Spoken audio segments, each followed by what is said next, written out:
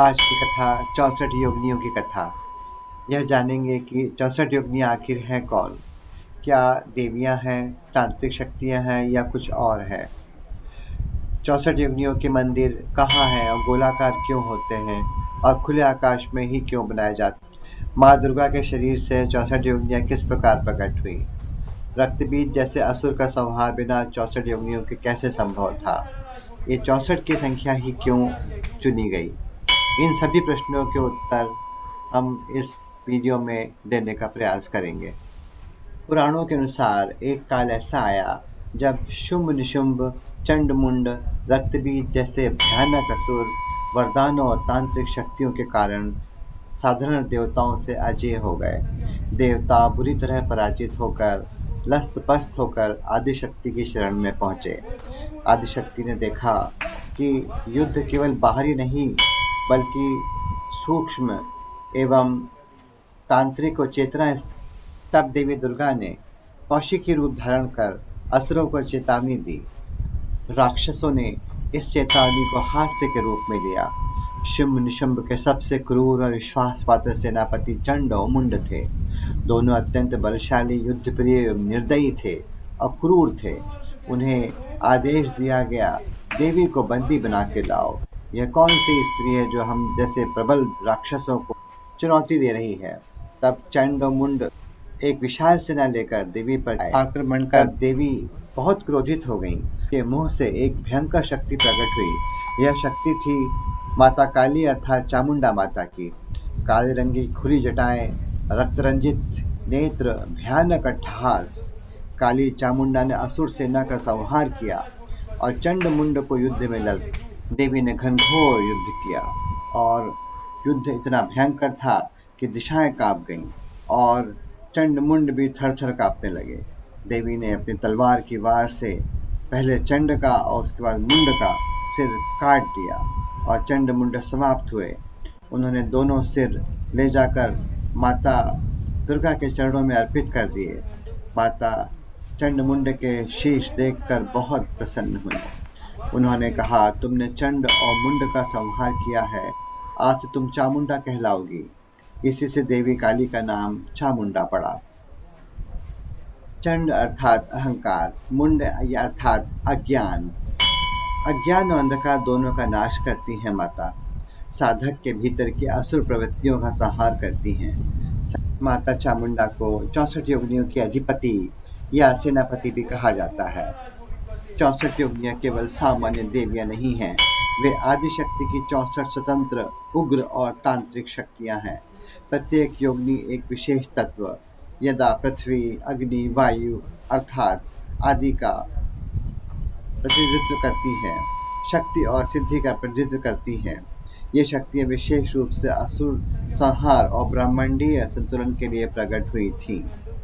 माता चामुंडा, हम कह चुके हैं कि इन सभी 64 योगिनियों की अधिपति एवं सेनापति मानी जाती हैं। 64 योगिनियों के मंदिर हमेशा गोलाकार होते हैं। ये गोलाकार संरचना ब्रह्मांड और ऊर्जा चक्र का प्रतीक है। खुले आकाश के नीचे मंदिर होने का अर्थ है कि योगिनी साधना सीधे ब्रह्मांडीय ऊर्जा से जुड़ी होती है। गोलाकार पृथ्वी भी है। यह दर्शाता है कि योगिनियाँ किसी बंद स्थान में नहीं अपितु अनंत शक्ति की प्रतीक हैं। क्या 64 योगिनियाँ माता दुर्गा के शरीर से प्रकट हुई हैं या माँ काली से? 64 योगिनियाँ आदिशक्ति से प्रकट हुई हैं। माँ दुर्गा उनका सौम्य रूप है। माँ काली और चामुंडा उनका उग्र युद्ध रूप है। दुर्गा, काली, चामुंडा और योगिनियाँ एक ही शक्ति के विभिन्न रूप हैं। रक्तबीज को भी माता ने ही मारा। उसको वरदान था कि रक्त की हर बूंद से नया असुर पैदा हो जाएगा। योगिनियों ने उसकी रक्त शक्ति को पीकर निष्क्रिय कर दिया और कहा गया कि योगिनियों के बिना रक्तबीज का संभव। योगिनी साधना अत्यंत उग्र, शीघ्र फल देने वाली लेकिन कठोर अनुशासन वाली होती है। साधना साधक की मानसिक, शारीरिक और आध्यात्मिक परीक्षा लेती है। इस कारण इसे रहस्यमय एवं जोखिमपूर्ण माना गया है। 64 योगिनी मंदिर हीरापुर, भुवनेश्वर से लगभग 15 किलोमीटर दूर राज्य उड़ीसा में है। यह सबसे प्रसिद्ध है। पूर्ण वृत्ताकार एवं खुला आकाश का मंदिर है। दूसरा मंदिर मितावली मुरैना में है, मध्य प्रदेश में। ये सबसे विशाल योगिनी मंदिर है एवं संसद भवन की प्रेरणा माना गया है।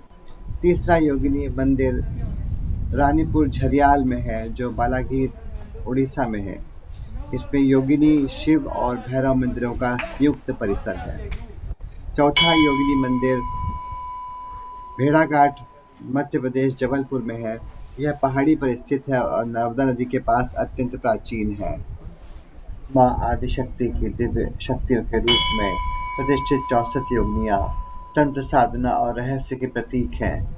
ये योगिनियाँ केवल नाम नहीं बल्कि चेतना की जागृत शक्तियाँ हैं, जो साधक के मन को निर्भयता और अज्ञान से ज्ञान की ओर ले जाती हैं। आइए इन पावन योगिनियों के नामों का श्रद्धा और मौन भाव से स्मरण करें। हर योगिनी माँ शक्ति की एक विशिष्ट ऊर्जा है, जो रक्षण करती है, कोई विघ्न हरती है, कोई साधक को आत्मबोध की ओर ले जाती है। इन नामों का चरण स्वयं एक साधना है, तो श्रद्धा से नाम लीजिए। योगिनियाँ समय, दिशा और तत्वों से परे चेतना की वे धाराएं हैं, जो साधना को पूर्णता प्रदान करती हैं। इन नामों का स्मरण मन को स्थिर और आत्मा को प्रखर बनाता है। जब साधक श्रद्धा, संयम और निष्ठा से इन योगिनी शक्तियों का स्मरण करता है, तब साधना केवल कर्म नहीं रहती, वह अनुभव बन जाती है। माँ 64 योगिनियाँ हम सब पर कृपा बनाए रखें।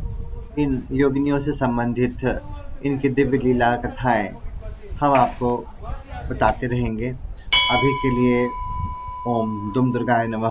आशा है आपको यह पसंद आया होगा। कृपया हमारे चैनल को सब्सक्राइब करें, इस वीडियो को लाइक करें और अपने सभी मित्रों को चैनल के बारे में संदेश दें, ताकि सनातन का अधिक से अधिक प्रचार हो सके। धन्यवाद।